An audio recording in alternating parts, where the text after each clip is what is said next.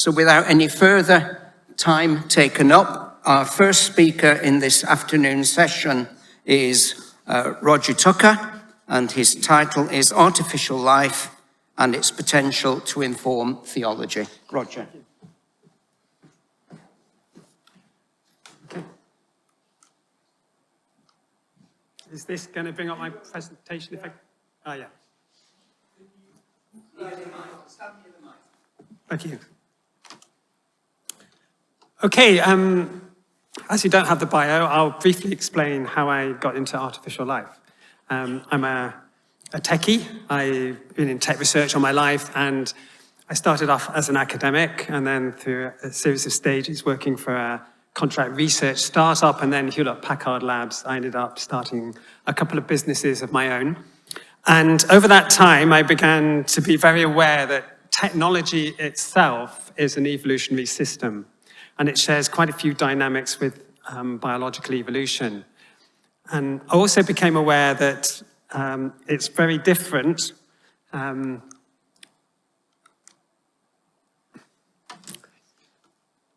But maybe it would be useful to try to put the two systems into a common framework. And so I embarked on this project. The key thing about biology is it's a technology that we're just not really used to because it's self-building, it's self-organizing, and we don't really have a lot of theory and understanding around that. Although, having said that, it's kind of been developing over the years, maybe the last 50 years, and biology started to inform technology, and we've got evolutionary computing, genetic algorithms. And then in the last maybe few decades, we have technology getting very interested in biology with biotech. And that enters this whole new area where technology and biology are beginning to merge. And it was because of this conception of this project that I wanted to do that I searched for an academic home for it, and I came across the artificial life community.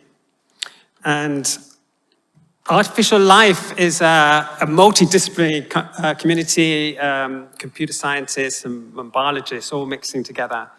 And I feel actually it's quite a good model for Christians in science because of its interdisciplinarity, and also because it's not afraid of asking big questions and trying to answer them using different methods to before. And as you might guess from the title, life as it could be, it abstracts out of biological life concepts to try to understand what life could be in other scenarios. And the way it does that is with these kind of three angles, simulations with computer models, robotics, evolutionary robotics in particular, and also biochemistry trying to build up life components from scratch. And I've just put up a few titles there of the sessions at our conferences to give you some sense of the kind of whole breadth of the artificial life field. And I very ambitiously said in my title, its potential to inform theology. And I think it was 9 years ago, I went to the first conference. It was in York that year. And I was lucky to have dinner with Mark Bedell, who's one of the founders of the artificial life area, who's now older than me. And he explained to me that he was a philosopher, but he got into artificial life because he felt it could answer questions that philosophy couldn't answer any other way. And I think from that moment onward, I had at the back of my head, maybe it could also answer theological questions. We can maybe, in the same way that it started to answer philosophical questions. And so I put this talk out there today. I'm going to talk through just a couple of things where I think there's some potential. It's not well formulated in my head, but I thought, with the start of the forum and maybe a new emphasis within Christians in science on research, that it might be an appropriate time just to put some thoughts out there.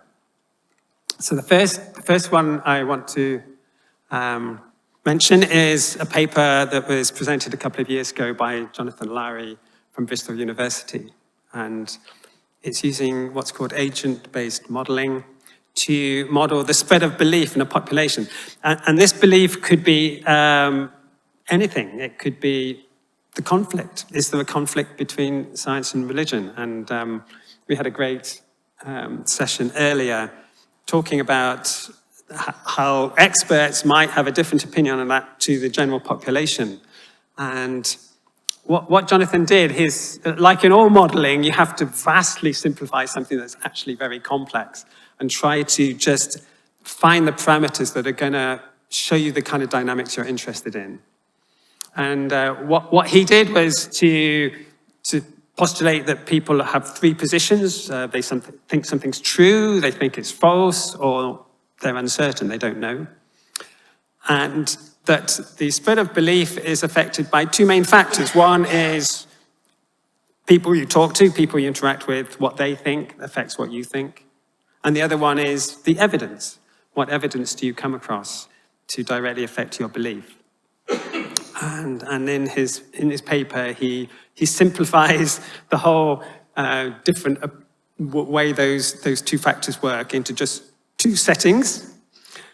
He called one adventurous, one cautious, and then response to evidence, confidence and inquisitive. Haven't got time to go into that. And then he runs a simulation. And he starts with a population that 90% think it's false, but the evidence, 70% of the evidence suggests that it's true. And he wants to know under what conditions does the population actually end up thinking it's true, and under what situations does the population remain in the belief that it's false. And so he runs it, and he's done these heat maps where black is thinking it's false, white is thinking it's true. And the two axes, the vertical axis is the amount of evidence that's encountered by the individuals, and the horizontal axis is the number of conversations they have with other people about it. And what's really interesting is, I can't point, sorry, but if you go to the third one from the left, that's adventurous and inquisitive, collaborative, I called it. I think that models quite well the kind of scientific community. And what's really interesting is that it's in these two sections where a certain emphasis on other people's opinions keeps you in the black, whereas an emphasis on new evidence keeps you up in the lighter areas. And interestingly enough, he also did a simulation where he mixed the different types of response to interaction in the same population. So some are adventurous, some are cautious. And then he gets a much wider heat map where everyone ends up believing it to be true. And I think it's obvious that maybe doing some modeling like this, I think when I spoke to Jonathan about it, he confessed that actually he developed this to think of an algorithm for a swarm of drones that were looking for evidence, and he wanted to know how to combine that evidence. So it wasn't actually modeling a human population at all, but he thought it'd be cool to apply it to that. So I think it could be done more thoughtfully, but yeah, very interesting to see whether agent-based modeling could actually model how belief works. Now, to go on to the second thing I want to mention, I just want to make sure everyone understands the concept of emergence. I think you probably all do. But this is something we observe in nature where things that interact with one another can form a higher level entity. And it's quite a hard concept to get your head around. And I came across this little illustration in a book, Intelligence Emerging by Keith Downing, which I found very helpful. So I'm just going to take you through it. In the top picture, you have a load of particles that are just interacting randomly. But a little bit of bias randomly occurs, and then some positive feedback means that bias starts to increase. And it starts to get a little bit of structure to it. And then negative feedback occurs, and that means that structure, it starts to get held. And so what started off as a load of particles just randomly interacting becomes a ring, and it becomes a thing. And in the diagram, he talks about this global structure because it kind of bears down on the particles and it keeps them in this formation. But it's only a thing that has emerged from the particles themselves. Nevertheless, it becomes the thing which defines what those particles are. And this happens at many layers in biology. So one of the features of life is that at each of these layers, you can describe the cell or whatever it is as having what we call cognition.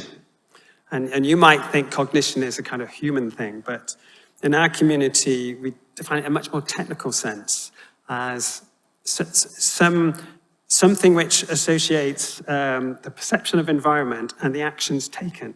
And it's kind of computational. It doesn't need a brain to compute. It just needs something that does that association. And it might have memory. It might be able to learn. And we don't kind of say it's yes or no. It's just a continuum from something very simple to something very complex like us.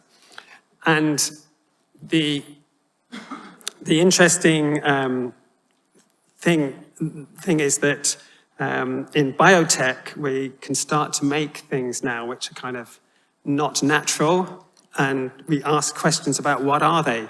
Do they have cognition? What level of cognition do they have?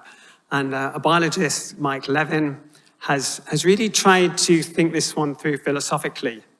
And he's come up with this view that the whole of life is actually built from these things he calls selves, because they have goals. And they work together, and then they form these high-level entities. All the way up to us, but he doesn't necessarily think we should stop at us, that maybe as a collective, there's something above us too.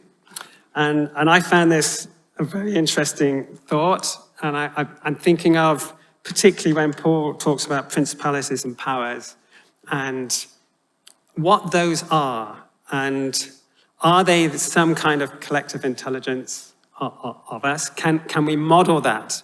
And would it be useful if we tried to do that? So those are just what I want to say. Thank you.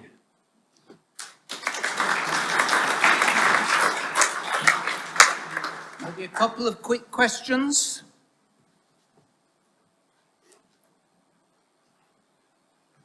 I should say that if anyone finds it interesting or got a background in modeling or would be interested in just chatting, I would be really pleased to, well, we've got the forum coming up. It should be a great place to... Yeah, you should be able to ask your questions there, if not now. If you want to. One here.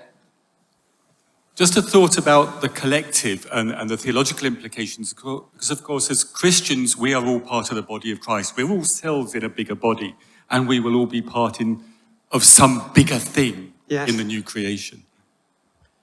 Yeah, and I personally feel that maybe the body of Christ is more than a metaphor, that there's something real about it.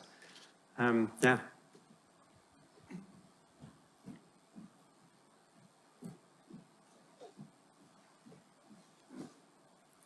Just to say, if you haven't come across a book by John Maynard Smith called Transitions in Evolution, your hierarchy of levels is mirrored there, but he includes language as one of the key features of organisation and the ability to go on to the next I think level. it's understood that there's 27 levels of emergence. Yes, and I think language is one of them. Yes.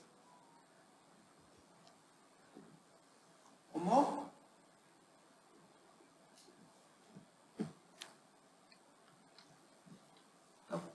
Okay, well, let's thank Roger again then. Yeah.